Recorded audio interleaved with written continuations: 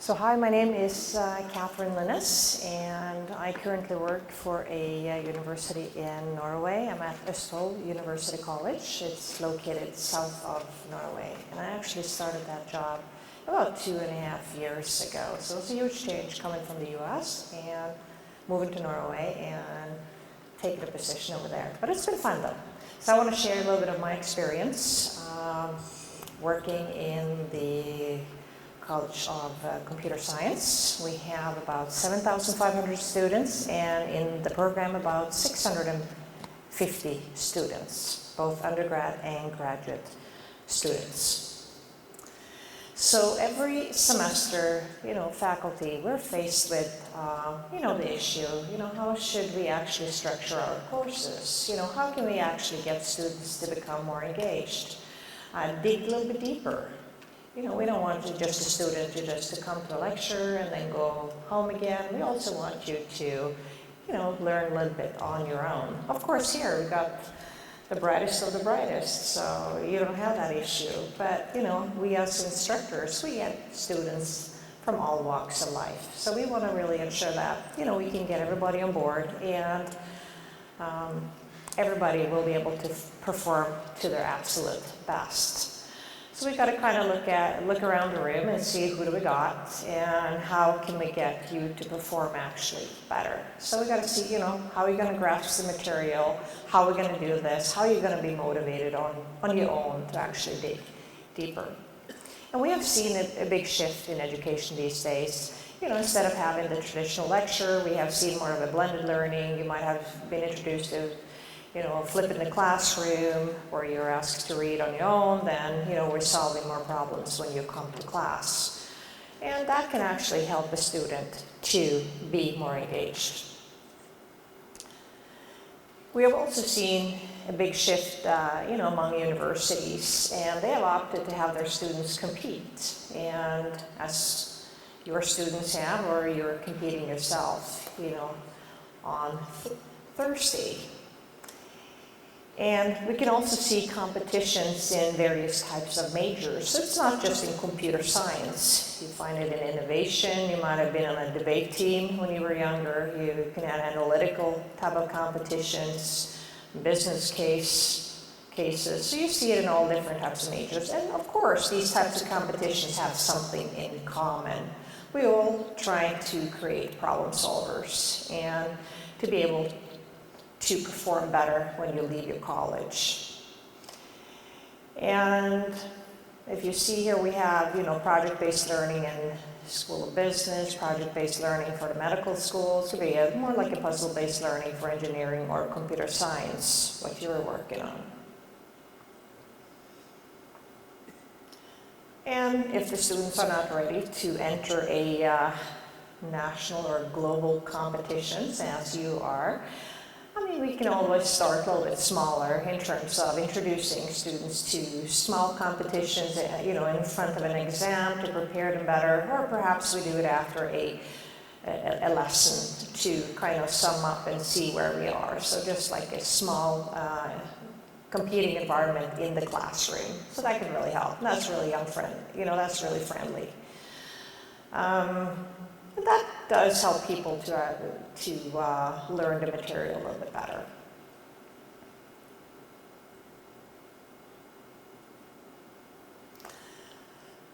So what I did this last year, I had about 48 students, and I decided to take it one step further. And I said to my students, well, you know what? You have your exam, counts about 40% of your grade, and for the other 60%, instead of just a traditional classroom project, as we would assign students, either out of a textbook, or we would make up a case, or perhaps we go to a company and we say, hey, can you assign us something? I said, well, let's compete. I want you to compete. And the first initial, well, why do I have to do that? I don't know if I really want to do it. And I said, well, it can be fun.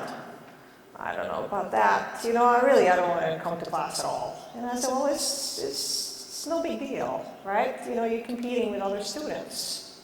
You're not competing with professionals. These are other students in your major. I think it can be fun.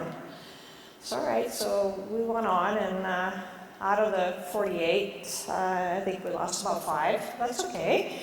But you know what I kind of want to do with this process is we got to start somewhere. We got to make sure we get people on board that they feel comfortable. And you know, after you're done one round, I think it's going to be easier round 2. And you know, students were a little bit skeptical to this, you know, entering a competition. They rather, you know, wanted a traditional project. But I said, we're going to do this, and this is going to count as a grade. You know, I set the grade, and it's not based on how you perform, but, you know, if you perform good, it's good. You can put it on your resume. This is what you have entered. And, you know, I hope that, you know, you learn something out of it. So these are some of my students posing here. It's a mixture of students. And just to give you a little bit of background, we were 48. We ended about 5 of them dropping. We have about 41 of them were male and 7 of them were female students. The age ranged from 21 to 43, but the average were 25. So majority were on the lower end. And then I wanted to ask them, you know, in this process, are you working? Because I wanted to see how much time are you actually devoting to this? Because that's going to make a difference too. So out of this group, I had about 7 of them were full-time. So that meant, you know, they have, you know, something they do during the day. And then we had about 11 of them were part-time workers, and then 30 did not work at all. So that worked out pretty much. And during this, I see that you can't really see the questions here, but I asked them some questions, you know, quite early during this process. I wanted to find out, you know, their attitude really towards this. Are you happy with this? You know, would you like to do this again? And basically, we have the scale here from left, you know, strongly disagree, and then strongly agree on the right-hand side.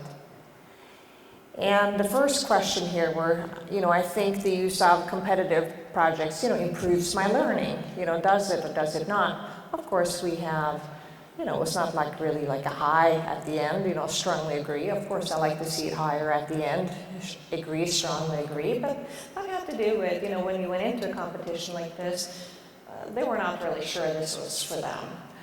And second of all, you know, am I aware, you know, of the great opportunities that the, you know, competition offer for, you know, effective learning? And you can see that one was a little bit higher here, you know, in terms of agree, but I don't really know if they totally understood it. And the third one, I have enjoyed entering a competition. Well, there was no one really strongly disagree, but you know, it was more like neutral and agree. And for the use of competitive projects enabled me to be more active and engaging. You know, for example, in the lesson or classroom, did it really help me? Well, again, it was more on the negative side there as well. And I'm excited about the opportunity to win. You know, you had a lot. Yeah, well, I wouldn't say a lot, because, you know, we ended up with a group here about 43 students, so of course you're not going to have like a ton on the left, even though you see the bar all the way on the left, but it was about 5 students that strongly disagreed. But of course, it was not too high on the end either. And the last one was, I like that my project also will be evaluated by other professors from other universities, because that usually happens, right? And that was a little bit higher at the end.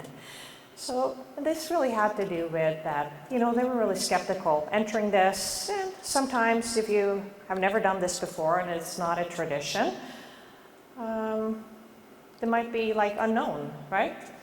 But I'm hoping they would be more excited next year.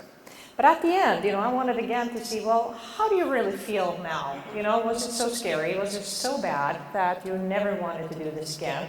Even if they never do it, but they might walk out of there with a positive attitude, and that's really what I wanted. And some really did. And, you know, for example here, you know, I like that it's realistic. It's realistic when you compete, right? You know, I can test my skills. I'm interested in working with real-life projects where we use tools that are relevant in the business world. And those that coded, they chose Python, but it's really up to the students. If they feel comfortable about something, we go with that. But Python is what they like. I enjoy that as a prize for the winners. Even if my project group doesn't win, it's more interesting to work with something more than just for a grade. The whole project is in English, and it's kind of interesting to me, and to remember or even learn more English languages. And also we had one here, absolutely love to compete and win against others. Good competition is also a lot of fun. Competition is also essential to development and growth. Collaborating with others and working in team, so they like that too. And also, like above here, I'm excited that there is a certain chance of winning and being able to travel to compete further against students all over the world. The fact that we are competing against other schools in other nations motivates me to do well in the competition. And also the chance to compete and get evaluated by other professors from different universities. I think the whole idea gives more motivation, makes you look at what we are doing from a different view. So you see, it ended up being positive, but we did not start at that end at all. So what I'm hoping from this is, when I do it again, I'm hoping, we start on the positive note instead of the negative. And some even said, I think I will be more prepared. It's actually going to help me when I go out and try to find a job. And, even I believe that, the skills that we learn now will only be more important in the future, and that I'm glad I learned them. So they did really appreciate it at the end. But it took a couple of weeks, I would say that. So to sum this up, the time really that the student devoted to this, that really varied. Some put in maybe 10 hours, 20 hours, some maybe 100 hours, right? But it really varied, how much they dug into it. And also the change in the attitude that I really did see at the end as well. And I'm a firm believer that being able to have a realistic project, something that you can measure up against other folks, I think that is so important, instead of just having something assigned out of a book. It really motivates students.